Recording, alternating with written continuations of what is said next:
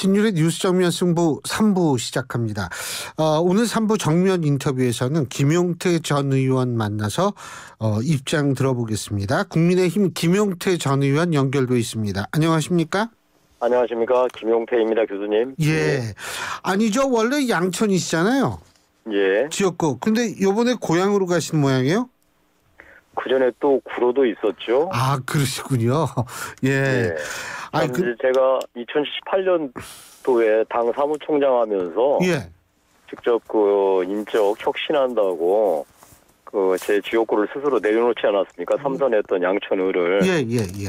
그 이후에 2020년도에 당에서 갑자기 자객공천으로 예. 구로를 험지 출마라고 그 차출 당에서 제가 구로에 갔었고 이번에는 뭐 느닷없이 또 이 고향청에 갑자기 이제 차출돼서 이번에 투입되었는데 이번에는 뭐 지난번 구로를 갔을 때보다 훨씬 더 정말 어려운 미션을 당해서 2개나 줘가지고 정말 하여튼 여러 가지 악정고투 속에서도 막 뛰고 있습니다. 예. 예. 어떤 미션이에요? 일단은 뭐 아시다시피 그 김연아 후보가 단수 공천되었다 취소됐으니까 예. 여기가 얼마나 혼란스럽겠습니까? 그래서 이 혼란 수습하고 짧은 기간 동안 선거 정확하게 치러내라라는 게 첫 번째 미션이고 두 번째는 이 고향이 이 네 개 선거구인데요. 예. 다른 3개 선거구가 다 정치 신인들이에요. 예.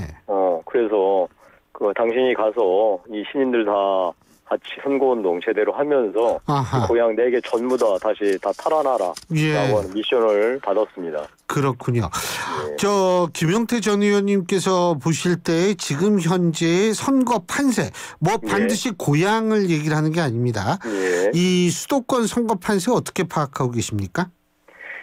뭐 아시다시피 축구로 비유하자면 축구 시작하기 전 프리시즌에는 저희가 사실 굉장히 뭐 점수 차가 많이 났었죠. 예. 어려웠죠, 수도권에도. 그런데 전반전이 시작되니까 이제 민주당 그 이른바 비명행사 공천이 뭐 전국적인 이슈가 되면서 저희가 나름 그 실점을 만회해야 했던 것 같습니다. 그래서 지금 뭐 하프타임이라고 따진다면 서로 간에 뭐 비등비등한 상황이 아닌가 싶습니다. 따라서 이제 후반전에 정말 누가 얼마나 한편으로는 필사적으로 뛰고 한편으로는 누가 실수를 적게 하느냐 여기에 달려있는 것 같습니다.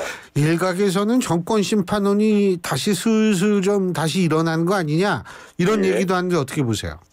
뭐 이제 후반전 시작되니까 그런 얘기 나오는데 뭐 국민들 정권 심판론 말고도 이재명 심판론도 만만치 않게 있다는 거 뭐 다 알고 계실 겁니다. 왜냐하면 사실 우리 이재명 그 대표가 지난 2년 동안 보낸 시간을 생각해 보면 오로지 한편으로는 자기의 방탄을 완성하기 위한 노력, 한편으로는 윤석열 정부 정말로 제대로 일을 못하도록 만들어서 경제 망가지게 하고 그런 걸 토대로 성과로 해서 이번 총선에 임하려고 한 거 아니었겠어요. 그래서 뭐 국민들께서는 야당이 주장하는 정권 심판론, 우리 당은 당연히 야당이 도대체 이 정권 출발하고 나서 일 제대로 할 수 있도록 만들어준 게 뭐냐 오로지 발목만 잡았죠. 저는 이 부분에 대해서도 냉정하게 평가하시리라고 봅니다. 예. 그런데 말이에요. 지금 이제 저 더불어민주당 쪽에서는 박용진 의원 경선 탈락해가지고 그게 주목을 받았는데 지금 중성동 의뢰 국민의힘 같은 경우에 중성동 의뢰에서 이해운 전 의원이 이제 공천을 받고 하태경 의원이 떨어졌단 말이에요. 그러니까 하태경 의원이 그 원데이터 공개하라. 한동훈 비대위원장이 원래 공개적으로 다 투명하게 하겠다 그러니까 원데이터 공개하라라고 얘기를 하는데 이 부분은 어떻게 보십니까? 둘 다 그 데이터 공개를 요구하고 있는 게 이제 공교롭게도 이제 똑같은데 사실 박용진 의원은 누가 봐도 저거는 데이터에 의한 소위 공천 탈락이 아니라 정치적 목적에 의한 공천 탈락이라는 게 뭐 저는 명백해 보입니다. 다만 이제 하태경 의원 같은 경우에는 뭐 본인이 억울하시겠지만 저희가 이거를 무슨 뭐 하태경 의원을 찍어내려고 했던 이런 그 경선 과정이나 뭐 그런 건 아니었던 것 같고요. 참 저도 놀랐습니다. 하태경 의원이 이렇게 질이라고 생각 못했는데 다만 지금 이 상황에서 하태경 의원이 그 물리적으로 불가능한 데이터 공개를 요구하는 거는 일단 조금 신경을 좀 가라앉혀서 냉정하게 대처를 하셨으면 좋겠고요. 제가 이거는 꼭 짚어야 될 것 같습니다. 당 공관위. 사실 하태경, 이해운, 이영 이 세 사람은 미리 지금 그 정리를 해서 세 사람이 경선을 할 게 아니라 수도권에 가뜩이나 그 좋은 인재들이 부족하다고 아우성인데 그렇게 전환 배치했으면 얼마나 좋았을까라고 하는 때늦은 지금 후회가 정말 너무너무 큽니다. 따라서 지금 하태경 의원 하남 쪽에 얘기가 없나요? 예? 하남 쪽으로 하태경 의원 얘기가 없나요? 저는 뭐 지금이라도 예. 정말 하태경 의원 같은 이런 인재는 수도권 어디에 투입해도 정말로 경쟁력이 있을 거거든요. 공관위에 꼭 이 말 이렇게 전달이 되기를 바랍니다. 하태경 의원 같은 사람 수도권에서 특히 청년들 중도층에 정말 어필할 수 있기 때문에 국민의힘에서 이번 총선에서 마지막 순간에서라도 구제를 해서 기회를 줬으면 좋겠다는 생각입니다. 자, 그리고 지금 이제 이게 막판 아까 하프타임 지나서 이제 후반전 간다고 말씀하셨는데 예. 후반전 갈수록 두 가지가 굉장히 극성을 부리는데 하나는 이제 네거티브 캠페인이고 예. 또 하나는 뭐냐면 이게 실언 이 문제 이런 예, 맞습니다. 것들이 예. 이제 부각이 될 가능성이 높은데 예. 지금 그 5.18 북한 개입설 주장했던 사람 있죠? 도태우 변호사라는 사람. 예. 한동훈 위원장이 재검토 요구했는데 공관위는 결국 공천 유지로 이걸 가닥을 잡았는데 이 부분 예. 어떻게 보세요? 저도 정말 곤혹스럽습니다. 이게 특히 그 중도층이나 젊은 층에 미치는 영향이 클까봐 걱정인데. 그럼 보수도요.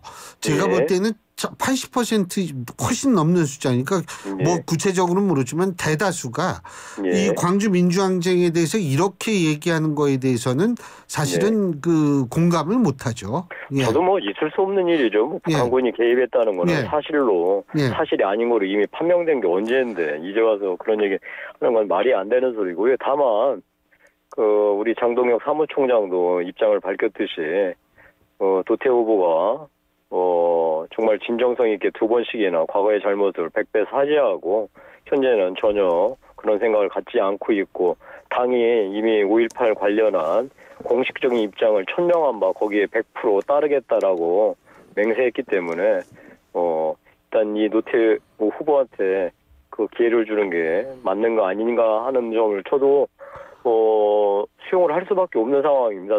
다만 당 공관위는 아마 이렇게 판단을 했을 것 같아요. 제 생각에는 공천이라는 게 결국은 선거를 이기려고 하는 것이 아니겠습니까? 또 선거라는 거는 전체 선거도 있고 권역별 또 이런 선거 전략도 존재하거든요.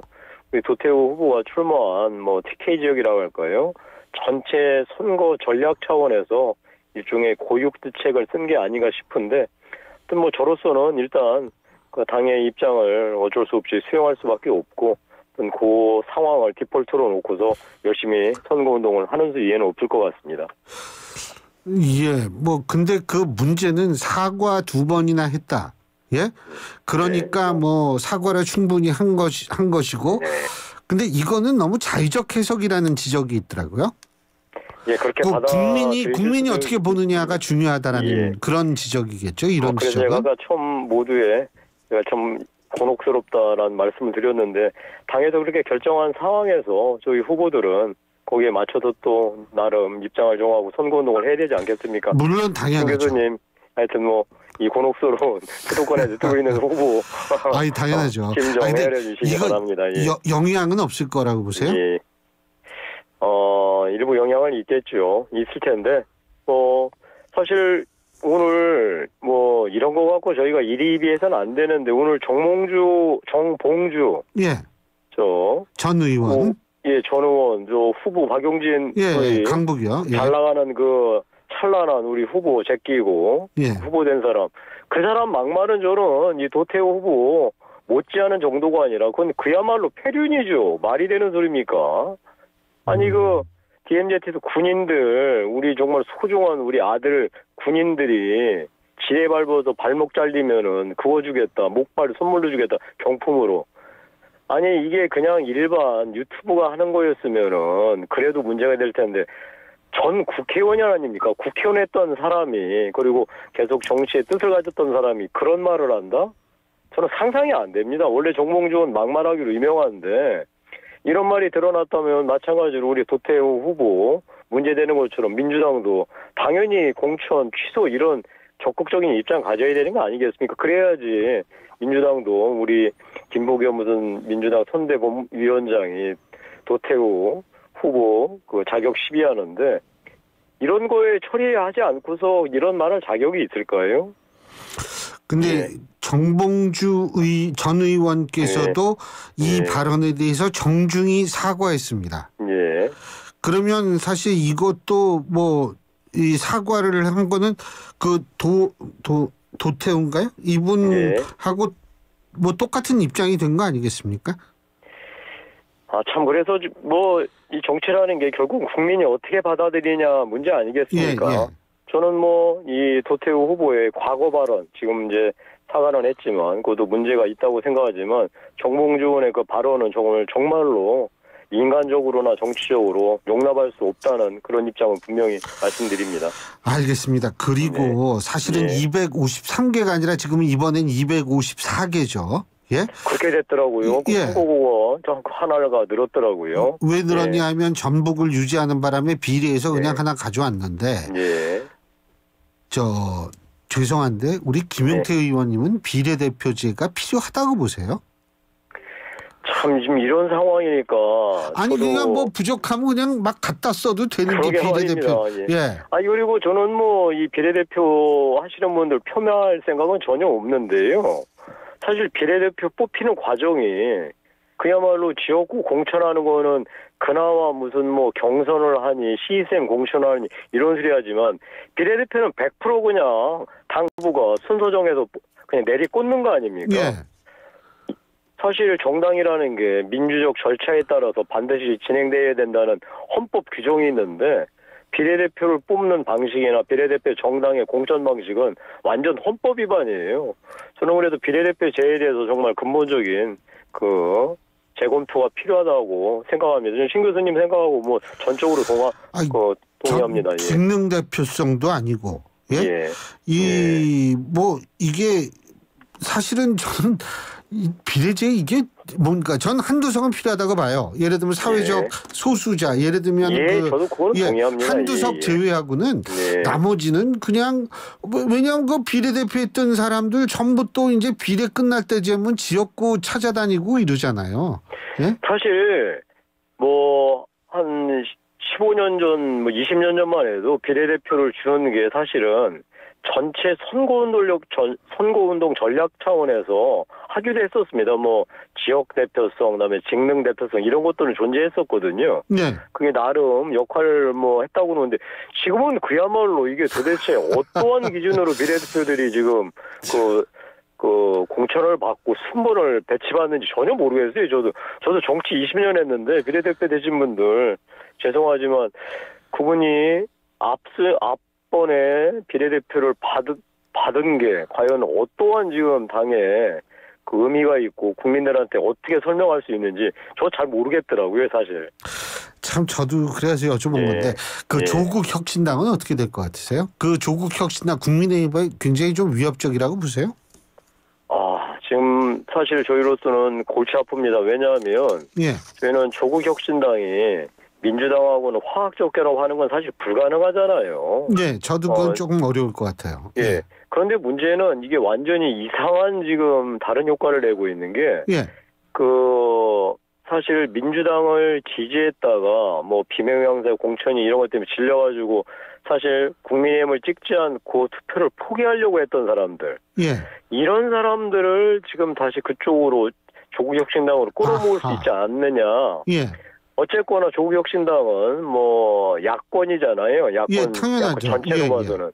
그래서 야권에 지금 파이가 커지는 게 아니냐는 그런 걱정은 됩니다. 그러니까 그게 이제 전혀 우리가 생각하지 못했던 건데 물론 그건 분명하죠. 민주당의 비례 정당하고 조국 그 당은 완전히 뭐 경쟁 관계죠. 거기가 무슨 뭐 무엇이 공통점이 있고 무엇이 좋다고 서로 간에 협력을 하겠습니까?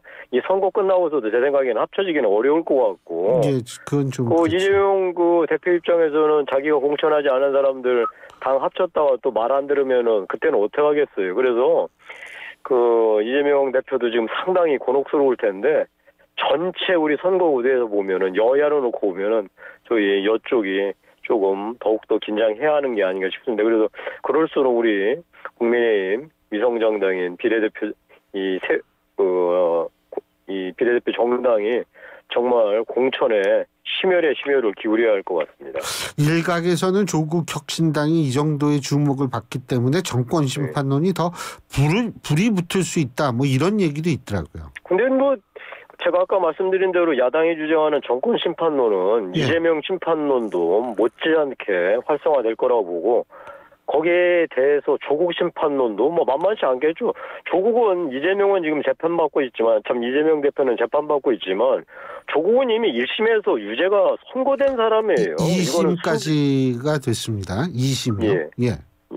그러니까 지금 본인은 그야말로 대한민국 형사 절차를 철저히 무시하고 이 법원의 판단을 기다리지 않고 정치 행위를 통해서 그 법원의 판단, 대한민국 형사 절차를 완전히 무력화시키려고 하는. 나는 이런 사람이 어떻게 지금 대한민국 법대 교수를 했는지 도저히 이해할 수도 없고 이런 행태 자체에 대해서 도저히 용납하기 어렵습니다. 저는 이 부분에 대해서도 국민들이 냉정하게 평가해 주리라 봅니다. 그러니까 지금 김 의원님 생각으로는 조국 사태 당시에 공정의 문제, 불공정 심판론 이런 것들이 다시 등장할 가능성도 있다. 이렇게 보시는 겁니까? 조국이 그 당시 무슨 일을 했는지 우리 국민들이 전부 알지 않습니까? 그리고 조국이 이번에 이 당을 창당해서 했던 게 뭐 밖으로 내세워놓은 거는 윤석열 정권 심판이지만 그게 속내일까요? 진짜 자기가 하고 싶었던 거는 어떻게든 여기에서 국회의원 배지를 달아서 자기한테 다가오는 재판에서 무언가 그 방어 기제로 사용하려고 하는 거 아니겠습니까? 저는 그게 바로 아까 말씀드린 대로 대한민국 헌법, 대한민국 형사법 전체를 공격하는 매우 부도덕하고 부조리한 행위라고 생각한다는 것입니다. 예. 예, 잘하겠습니다. 예. 오늘 말씀 여기까지 듣겠습니다. 고맙습니다. 예, 고맙습니다. 예, 지금까지 국민의힘 김용태 전 의원이었고요. 신율의 뉴스 정면 승부 3부 순서 여기서 줄이겠습니다. 잠시 뒤 4부에서 뵙죠.